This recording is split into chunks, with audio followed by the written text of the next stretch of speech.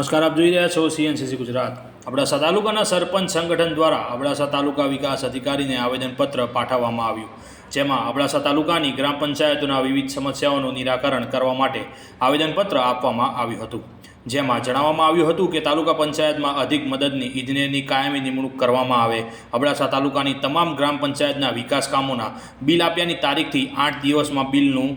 Bill જવું જોઈએ। વિકાસના કામો જેવા કે મંજૂર કલ્યાણ કેન્દ્ર, સાંસ્કૃતિક હોલ, પૂર સંરક્ષણ દિવાલ, પાણીના ટાંકા, શૌચાલય, સ્મશાનની છાપરી, બસ સ્ટેશન, સ્મશાન ઘાટ, રેન બસેરા પુલ, RCC રોડના જે હાલમાં એસ્ટિમેટ આપવામાં આવ્યા છે એ બજાર કિંમતથી 3 ગણા નીચા ભાવના છે, જે હાલની બજાર કિંમત મુજબ થઈ શકે તે નથી। જાડેજા પરેશ સરપંચ સરોસરા જૂથ ગ્રામ પંચાયત પ્રમુખ અબડાસા તાલુકા સરપંચ સંગઠન। આજરોજ અમુક સરપંચો અબડાસા તાલુકાના લગભગ ઘણા બધા સરપંચો ભેગા થઈને એક આવેદનપત્ર આપવાનું નક્કી કરેલ અને આજરોજ અમે TDO સાહેબને, તાલુકા વિકાસ અધિકારી સાહેબને આજે આવેદનપત્ર આપેલ છે, જેમાં અમારા સરપંચોના ગ્રામ પંચાયતને લગતા વિકાસના કામોના જે પણ પડતર પ્રશ્નો હતા એની આજે રજૂઆત હતી। ઘણા ટાઈમથી અમને અમુક પ્રશ્નોની મોટી કનડગતિ જેવી કે અબડાસા તાલુકામાં એસો ચાર્જમાં હોય એટલે કામોના બિલો ઘણા સરપંચોના એવા પણ છે કે જે 3 મહિના 2 મહિના નીકળી ગયા છતાં એમને બિલ ન મળે એટલે સરપંચ ઉપર મટીરિયલવાળો વિશ્વાસ ન કરે અને એમાં સરપંચની ક્યાંક ને ક્યાંક ક્રેડિટને ધક્કો આવતો હોય, જેથી આજે TDO સાહેબને એ પણ આવેદનપત્ર આપ્યું કે અમને બિલ વહેલી તકે મળે, જેથી આ વિકાસના કામોના નવા હાલની બજાર કિંમત મુજબ રિન્યૂ કરી અને નવા વર્ક ઓર્ડર આપવામાં આવે। અબડાસા તાલુકાની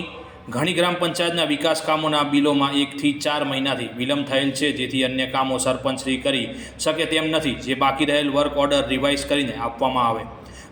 આપવા માટે આવેલા એમની રજૂઆત કરવા માટે તો એક તો એમની મુખ્ય માગણી હતી કે રેગ્યુલર એસો મુકાય, તો અગાઉ બી આ વખતે જિલ્લામાં જાણ કરેલી છે અને એ લોકો આપણને ખાતરી બી આપી છે કે શોર્ટ ટાઈમની અંદર આપણને રેગ્યુલર એસો આપશે। બીજું સાથે સરપંચો જોડે એ બી ચર્ચા કરવાની હતી કે આચારસંહિતા અમલી હોય, કોઈ નવા કામો ચાલુ ના કરે તો આચારસંહિતાનું ભંગ ના થાય તો એ બાબતે દરેક સરપંચશ્રીને સૂચનો આપવામાં, સાથે જે 15મા નાણાં પંચનું પેમેન્ટ જે છે એ DSCP મારફત કઈ રીતે થઈ શકે તો એ બાબતે બી દરેક સરપંચોને આજે અમારા અહીંયા ટેકનિકલ મારફત એમને ટ્રેનિંગ આપવામાં આવી, જેથી કોઈ ખોટા ચૂકવણા બાબતનો કોઈ ભવિષ્યની અંદર પ્રશ્ન ઉદ્ભવિત નહીં। વિકાસ કામોના SORના નવા ભાવ હાલની બજાર કિંમત મુજબ સુધારો કરી આપવામાં આવે અને સ્ટાર રેટ આપવામાં આવે। 15મા નાણાં પંચ ગ્રામ્ય કક્ષાના પેમેન્ટ કરવામાં અબડાસા તાલુકાના સરપંચશ્રી તથા તલાટીશ્રીને તાલીમ આપવામાં આવે, જેથી તેઓ પોતે પેમેન્ટ કરી શકે તેવું આ આવેદનપત્રમાં લેખિત આપવામાં આવ્યું હતું કે RCC કામો છે, RCC કામ અમને 850 ફૂટનું એક કોમ્યુનિટી હોલ મજદૂર કલ્યાણ સંઘ એટલે આપે કલ્યાણ કેન્દ્ર, એનો 850 ફૂટ કામ છે અને 4 લાખ રૂપિયા એની ગ્રાન્ટ આપવામાં આવે, એટલે એનો એવરેજ લઈએ તો લગભગ 500 રૂપિયા ફૂટે ગ્રાન્ટ સરકારશ્રી આપે છે। તો એમાં અમને TDO સાહેબ કહે છે કામ જલ્દી કરો, તો એ કામ 500 રૂપિયા ફૂટે 250 રૂપિયા અમે મજૂરી ચૂકવીએ અને બાકીના બસોમાં જો અમે બધું મટીરિયલ લઈએ તો એ કોઈ શક્યતા જ નથી કે આ કામ થઈ શકે, એટલે એ કામનો અમે આજરોજ TDO સાહેબને કીધું છે કે અમે એ કામ કરવાના નથી અને જે ભાઈઓએ વર્ક ઓર્ડર લીધા હશે એ પણ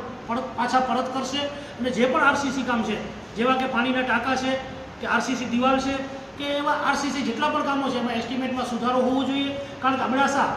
ભારત દેશમાં જ છે કે પાકિસ્તાનમાં નથી આવતું, એનું કારણ કે નખત્રાણામાં અને માંડવીમાં SORના ભાવ અલગ હોય, CC રોડ લાખ રૂપિયાનો બનતો હોય તો એના ત્યાં 45 મીટર સમથિંગ હોય, અહીંયા 50 મીટર સમથિંગ કરવાનું હોય, તો મને નથી લાગતું કે આ ક્યાંક ને ક્યાંક કર્મચારીઓની બેદરકારી કે સમજણના અભાવે આ એસ્ટિમેટ બનાવી આપવામાં આવે છે અને એસ્ટિમેટ જો આવા નવા બનતા રહે તો અમે કામ કરવાનો તદ્દન બહિષ્કાર કરશું। પછી અમને વહેલામાં વહેલી તકે અહીંયા રેગ્યુલર એસો મળે અથવા તો અમારી કને અત્યારે SORNBના આપેલા છે તો એમની પાસે કામનું ભારણ ઘણું હોતા કોઈ પણ પંચાયતમાં માપ માટે વહેલી તકે પહોંચી નથી શકતા, કામ થયા પછી 15-20 દિવસે માપ થાય છે અને 15-20 દિવસ બીજા નીકળે એટલે 2 મહિના આમ બિલોમાં નીકળી જાય છે। પછી રહી અમારું સરકારે જે અમને સત્તા આપી છે કે નાણાં પંચ હોય ગ્રામ્ય કક્ષાનો, એમાં સત્તા તમામ સરપંચને આપેલી છે, એ સત્તામાંથી ક્યાંક ને ક્યાંક પ્રોબ્લેમ ઊભા થાય છે કે સરપંચના ઉપર બીજા કોઈને કોઈ વળી પરિપત્ર ઠોકી દે કે આમ કરવું પડશે, આ કરવું પડશે, તો એ પણ અમને બિલકુલ યોગ્ય લાગતું નથી। સરપંચની સત્તા સરપંચ પાસે જ રહેવી જોઈએ, એના માટે પણ સાહેબને કીધું છે। બાકી સાહેબે અમને આજે બાંહેધરી આપી છે કે થોડા દિવસોમાં હું એસ્ટિમેટમાં પણ જોઈ લઉં છું અને એસો માટે પણ ટૂંક સમયમાં સાહેબે। રિપોર્ટર રમેશભાઈ ભાનુશાલી, નડિયાદ, અબડાસા, કચ્છ।